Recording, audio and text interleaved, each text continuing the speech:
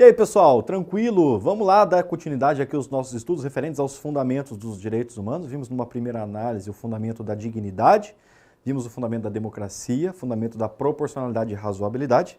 E agora eu quero trabalhar com vocês o fundamento da interdependência, a ideia de que os direitos são complementares. Portanto, a gente tem falado também em gerações, dimensões de direitos humanos. Eu insisto, rememorando aquilo que a gente já disse em outro momento do nosso curso de Direitos Humanos, falo o seguinte para vocês: os direitos humanos subdividem direitos civis e políticos, direitos sociais, econômicos e culturais e direitos relacionados à fraternidade. E isso não significa que essa classificação fragmenta os direitos humanos. É uma relação de compreensão complementar, pessoal. Lembre-se sempre disso, tá? E o exemplo que eu dei, inclusive, é a relação entre o direito à vida e o direito à saúde. O direito à saúde visa maximizar o direito à vida. E o direito à vida, por sua vez, pressupõe uma vida saudável. Portanto, vida mais saúde, está cada um numa dimensão diferente e é uma relação complementar. Por isso que a gente fala em interdependência.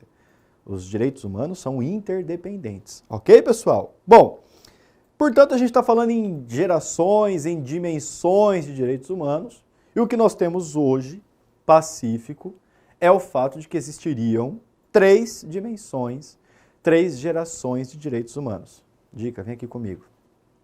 Rafael, você fala dimensão, fala geração, é a mesma coisa? Ó, pessoal, hoje essa questão de dimensão, de geração, me parece um tanto superada, tá bom? Quem fala em geração, fala que os direitos vão sucedendo uns aos outros. Então você tem uma primeira geração, você só tem a segunda geração porque você conquista a primeira, e você só tem a terceira geração porque você conquista a segunda. Da mesma maneira que tem a geração do seu avô, a geração do seu pai e a sua geração. Mesma coisa, tá? E se diz que essa terminologia não seria mais adequada, porque não se trata de uma superação de direitos humanos, mas de uma relação complementar. São camadas que vão sobrepujando-se umas às outras. Então nós temos a primeira dimensão, segunda, terceira, quarta, quinta, e depende da classificação que você segue, tá? Ó, aqui, quando eu falar geração, quando eu falar dimensão, eu tô falando tudo a mesma coisa, tá bom? Tem doutrinador que só fala geração.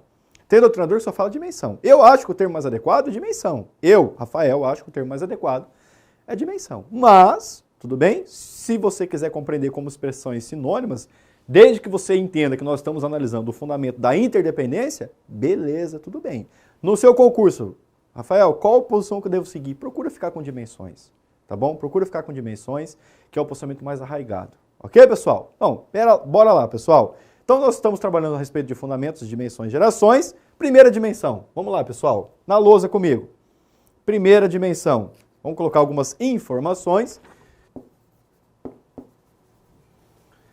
Primeira dimensão. Bom, se eu estou falando de primeira dimensão, eu estou analisando o valor liberdade, partes do pressuposto do lema da Revolução Francesa: liberdade, igualdade, fraternidade. Cada um desses vetores equivale a uma dimensão.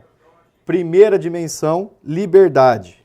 Então, nós estamos tratando dos direitos civis e políticos, direitos civis e políticos, ok? Tem previsão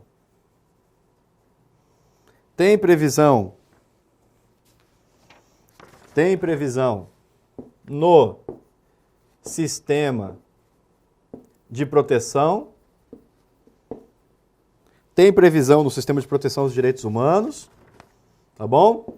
O fundamento da liberdade está na abstenção estatal. O fundamento da liberdade está na abstenção estatal. O professor Norberto Bobbio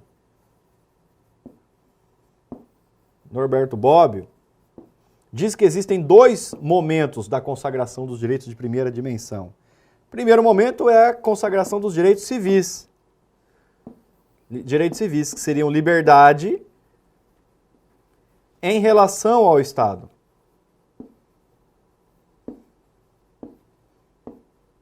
O primeiro momento da consagração dos direitos de liberdade seriam os direitos civis. Liberdade em relação ao Estado. Depois você consagra os direitos políticos.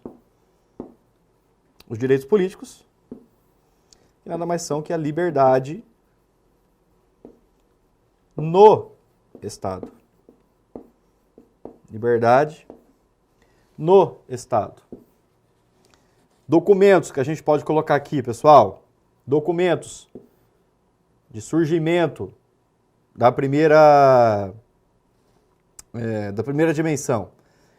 Eu vou colocar aqui Constituição norte-americana de 1787, mais Constituição francesa. Olha o tanto de informação que eu estou trazendo para vocês. Vou explicar tudo isso. Fiquem tranquilos. Constituição francesa de 1791. Ah, sim. Vamos colocar aqui na lousa, ó, alguns exemplos de direitos relacionados à liberdade, de primeira dimensão. Exemplos. Você vai colocar assim, ó, vida, segurança individual. Vamos montar uma lousa para cada dimensão, tá bom, pessoal? Vida, segurança individual, propriedade, privacidade,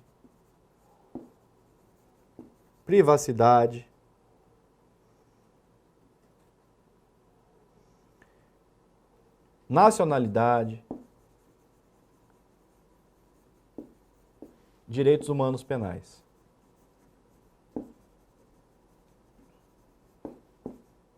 Humanos penais. Direitos humanos penais. Fica comigo na lousa, que eu vou explicar tudo isso para vocês. Pessoal, direitos de... Agora sim, pode vir comigo que agora eu vou explicar. Olha lá, acabei de colocar.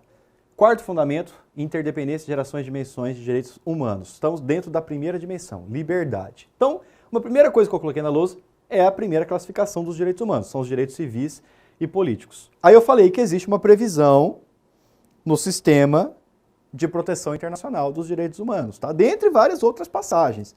Eu estou apenas dando um exemplo dentre outros possíveis para você ver como é que a liberdade pode aparecer nos documentos internacionais de proteção dos direitos humanos, partindo daquela premissa que eu vou introduzindo nas aulas os documentos internacionais de proteção, tá?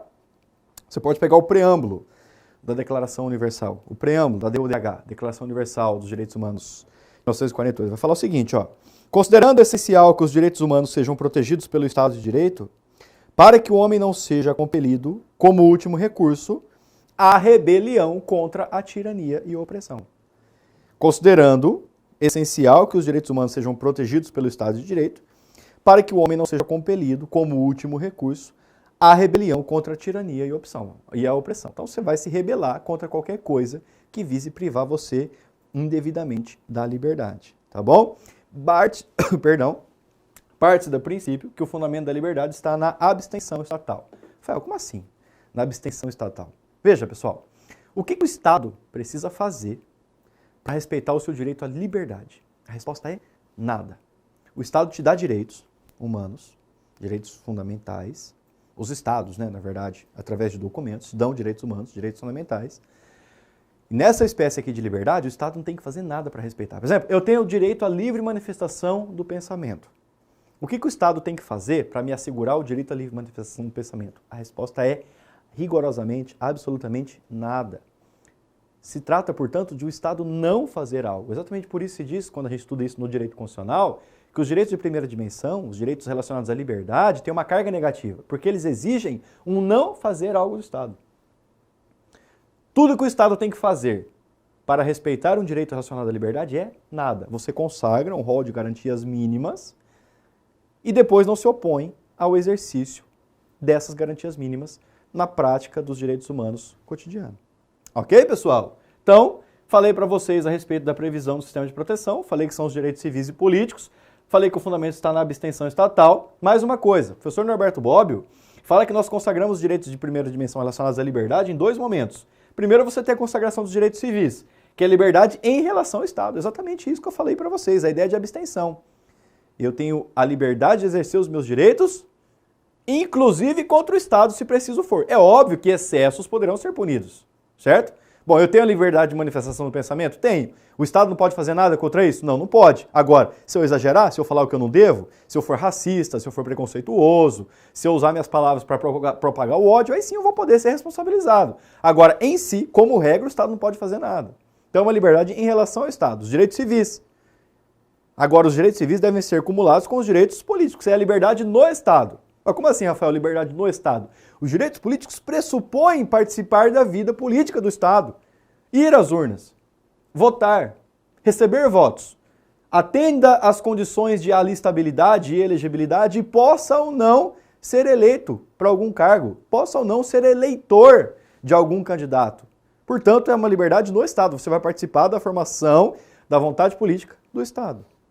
E uma última informação que eu trouxe aqui para vocês, os documentos que consagraram pela primeira vez os direitos relacionados à liberdade foram a Constituição norte-americana de 1787 e a Constituição francesa de 1791. Olha que interessante, em ambos os casos você tinha um processo de libertação. Primeiro caso da Constituição norte-americana de 1787, vigente até hoje inclusive, era um processo de libertação dos Estados Unidos da coroa inglesa. Portanto, os Estados Unidos, as 13 colônias, queriam ser libertadas da Inglaterra. Na França, você queria ser libertado também. Você queria se libertar do quê? De uma monarquia, de uma ideia de irresponsabilidade jurídico-política do governante. Portanto, há uma defesa pela liberdade. Esses dois documentos são paradigmáticos. Inclusive, quando a gente analisa o direito constitucional, a gente fala que esses documentos marcam o surgimento das primeiras constituições escritas, na forma, pelo menos, como nós conhecemos hoje. Entenderam? Então são esses os dois documentos. E aí eu trouxe exemplos para finalizar, obviamente, a vida, a segurança individual. O que é a segurança individual? Não estou falando daquela segurança pública, o Estado oferecendo segurança. Estou falando no seu senso de segurança. Estou falando da segurança jurídica que você tem no Estado. O respeito a atos adquiridos seus. A ideia também de privacidade, nacionalidade, de direitos humanos penais, garantias penais. Tudo bem? Isso tudo entra na primeira dimensão. Vamos montar a segunda lousa agora com a segunda dimensão. Comigo, pessoal? Vamos lá. Então já vimos a primeira dimensão. Segunda dimensão. Segunda dimensão. Essa primeira dimensão é a liberdade. A segunda dimensão é a dimensão da igualdade. Dimensão da igualdade. Estamos falando dos direitos sociais, econômicos e culturais. Direitos sociais, econômicos e culturais. Também tem previsão no sistema internacional. Também tem previsão no sistema internacional. Bom, se o fundamento da liberdade está na abstenção estatal, o fundamento da igualdade, fundamento, em sentido contrário, está na atuação.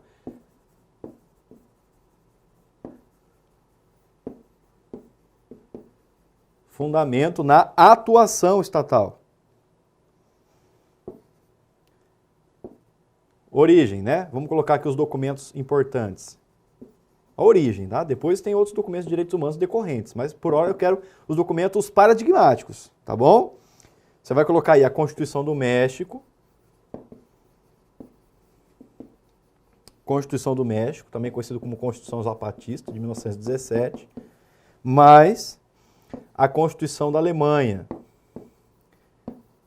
que pode aparecer de Weimar, que ela foi celebrada em Weimar. Weimar, de 1919. Exemplos de direitos relacionados à igualdade. Você pode colocar aí educação, saúde, cultura, segurança pública. Repare que a segurança individual é um direito relacionado à liberdade. Agora, a segurança pública é relacionada à igualdade. Segurança pública, alimentação, vestuário, moradia, trabalho. Olha os exemplos.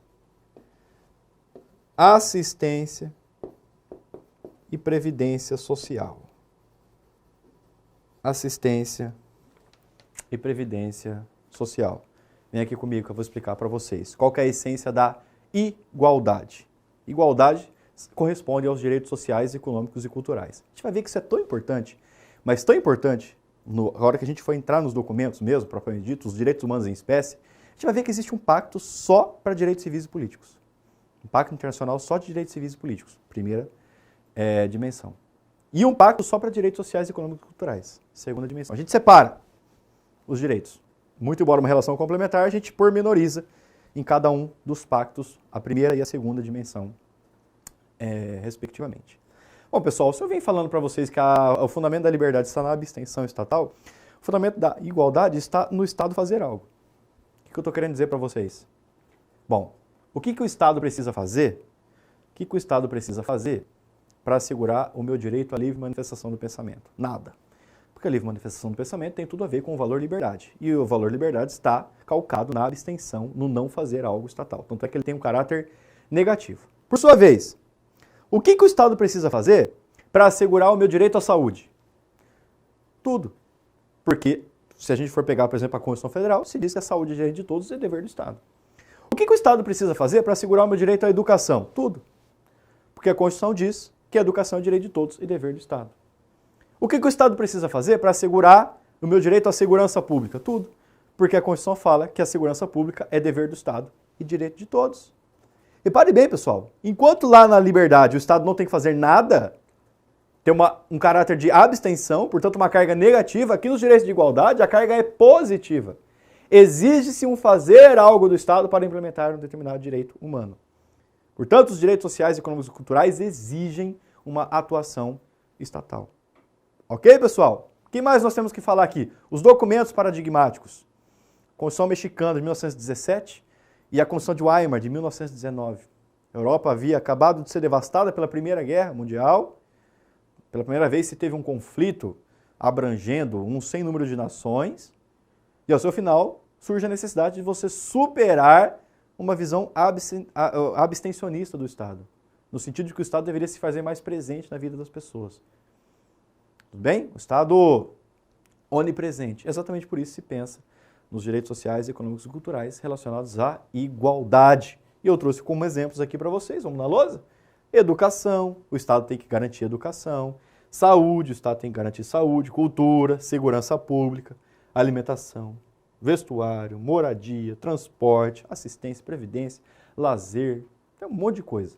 Tá bom, pessoal? Então, esse é o valor relacionado à igualdade. Valor relacionado à igualdade. Ah, estou esquecendo, desculpem, estou esquecendo de ler a previsão aqui, ó. Fundamento também tem previsão no sistema interamericano. Sabia que eu estava esquecendo alguma coisa. Perdão, vem aqui comigo. Olha só. Onde que está, né, a consagração da igualdade no Sistema Internacional de Proteção dos Direitos Humanos? Dentre outros documentos, tá? Eu só estou trazendo aqui exemplificativamente para você saber que os direitos humanos não ficam alheios a essa classificação que nós estamos vendo aqui. Olha aí, pessoal, o preâmbulo da Declaração Universal. O preâmbulo da Declaração Universal dos Direitos Humanos diz o seguinte: considerando que os povos das Nações Unidas reafirmaram na Carta sua fé nos direitos humanos fundamentais, na dignidade e no valor da pessoa humana, atenção, e na igualdade de direitos dos homens e das mulheres. E na igualdade de direitos dos homens e das mulheres. Vetor e igualdade. Vamos ler mais uma vez o preâmbulo da Declaração Universal de Direitos Humanos. Considerando que os povos das Nações Unidas reafirmaram na Carta sua fé nos direitos humanos fundamentais, na dignidade e no valor da pessoa humana, e na igualdade de direitos dos homens e das mulheres. Ok, pessoal? Beleza? Então vimos a primeira dimensão, liberdade. Segunda dimensão, igualdade. Precisamos ver a terceira dimensão para a lousa. Vamos construir a lousa do jeito que a gente está fazendo em relação a cada dimensão. Terceira dimensão. Vamos lá? Terceira dimensão. Fraternidade. Terceira dimensão. Dimensão da fraternidade. Você vai colocar assim, ó. Foco no coletivo. Foco no coletivo. Diferente dos direitos de liberdade e igualdade, que são individuais.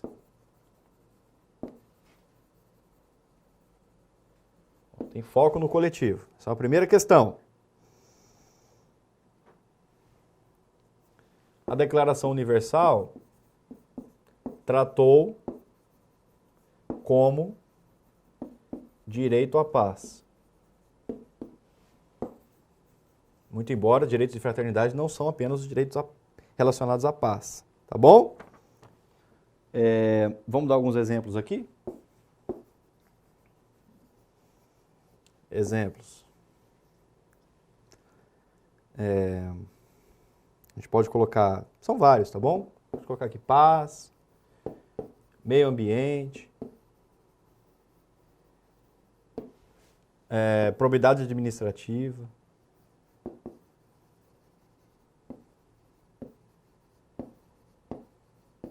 direitos difusos e coletivos em geral.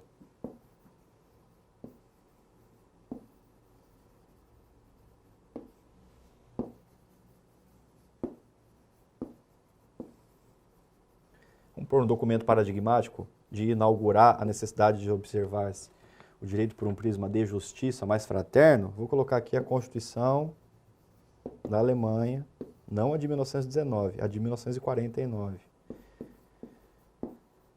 Que pode aparecer como Constituição de Bonn.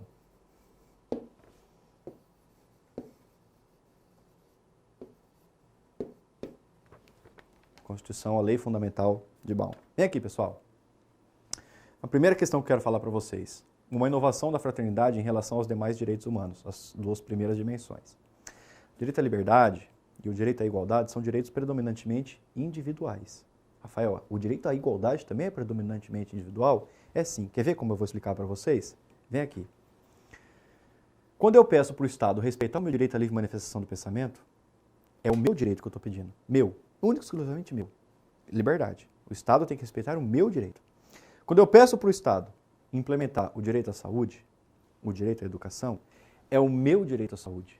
É o meu direito à educação. Portanto, liberdade e igualdade são direitos essencialmente individuais.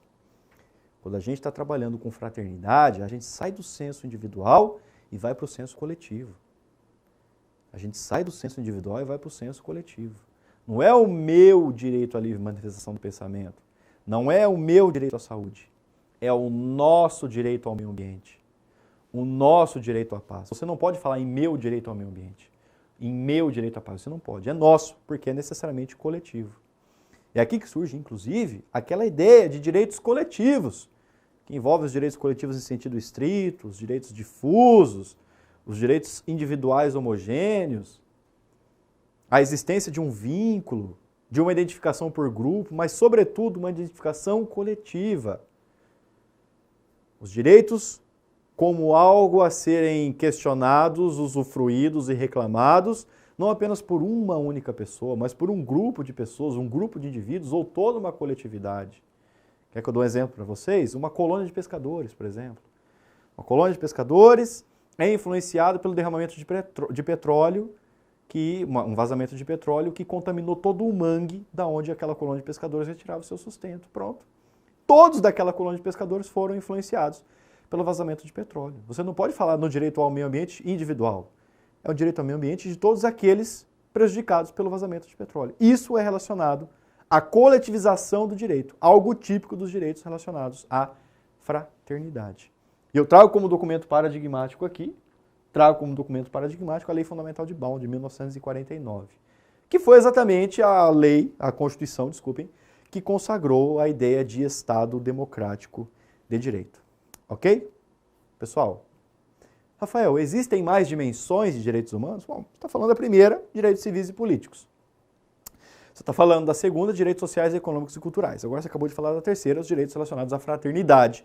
E eu exemplifiquei paz, probidade administrativa, meio ambiente. Tudo bem? Bom, tem mais alguma coisa? Olha, o que tem, pessoal?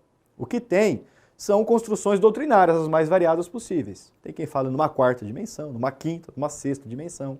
O que eu trouxe para vocês aqui? Trouxe o que costuma aparecer em concurso público. Além dessas três dimensões tradicionais, e nos nossos estudos de direitos humanos em espécie a gente vai se ater às dimensões tradicionais, a doutrina costuma trazer outras dimensões, elencar outras dimensões. Vamos colocar na lousa, pessoal. Vamos colocar isso na lousa. Então, a gente pode colocar assim, ó, a gente já viu a terceira dimensão, dentro do fundamento da interdependência, gerações e dimensões de direitos humanos, né? colocar aqui, ó. Como vocês podem perceber, pessoal, em alguns momentos eu até falo direitos humanos como sinônimo de direitos fundamentais. E eu não faço isso sem querer, porque eu enxergo que materialmente a diferença entre ambos é nenhuma, tá? Fique bem claro isso. Outras dimensões. Dimensões.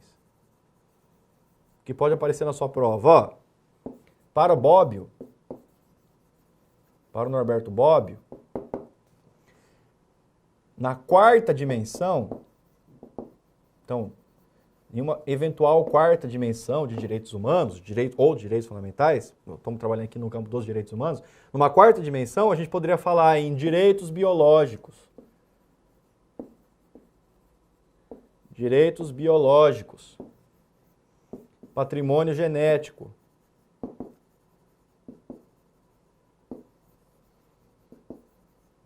Patrimônio genético. Olha que interessante, vem aqui.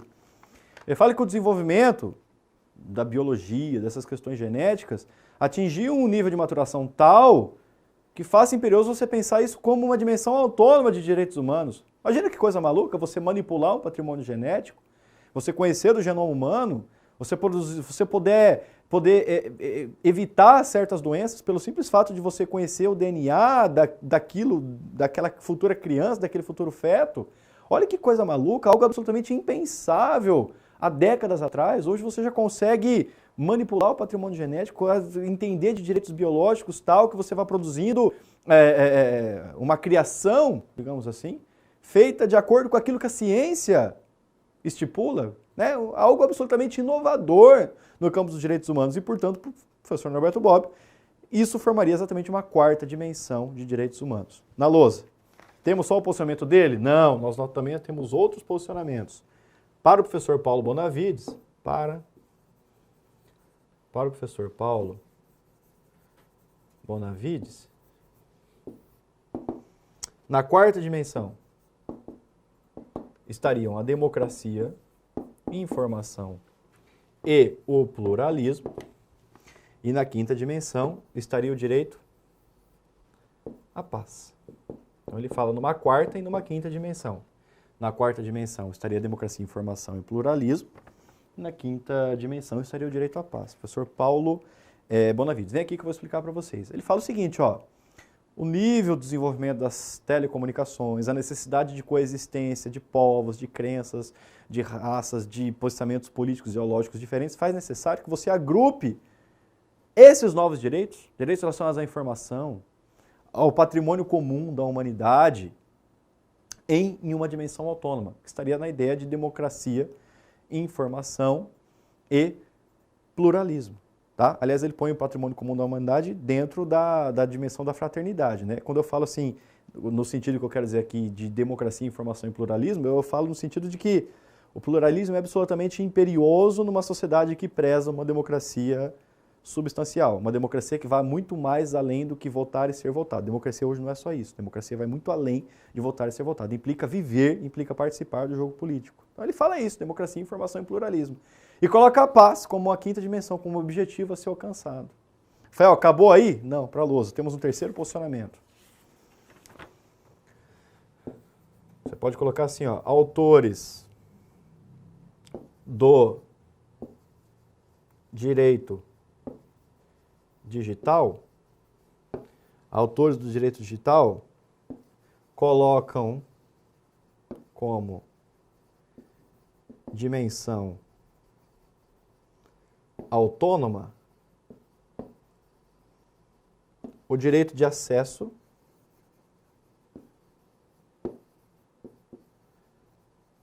e convivência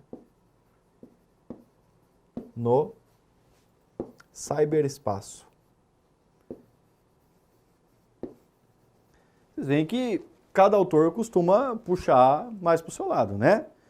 Então, quem é da área do direito digital, sem prejuízo de outras classificações, vai falar o seguinte, não, você quer dimensão autônoma de direitos humanos, que é a dimensão da internet, do cyberespaço, o acesso à internet, a permanência na internet, a internet democratizada, então isso seria tão importante que constituiria uma dimensão autônoma de direitos humanos, tá bom? Então, só para recapitular, Nós vimos aqui no fundamento da interdependência, já estamos terminando o fundamento da interdependência, que existem três dimensões absolutamente tradicionais, tá? Dimensão da liberdade, da igualdade e da fraternidade. Agora, é óbvio que a doutrina costuma variar. Rafael, tem mais posicionamentos de outras dimensões, além dessas três que você trouxe aqui? Tem, é óbvio que tem. Cada doutrinador, na sua licença poética de pesquisa, de escrito, costuma trazer a sua própria dimensão. Agora, essas três aqui são as mais arraigadas quando se trata de cair em concurso público. Como regra, cai as três tradicionais.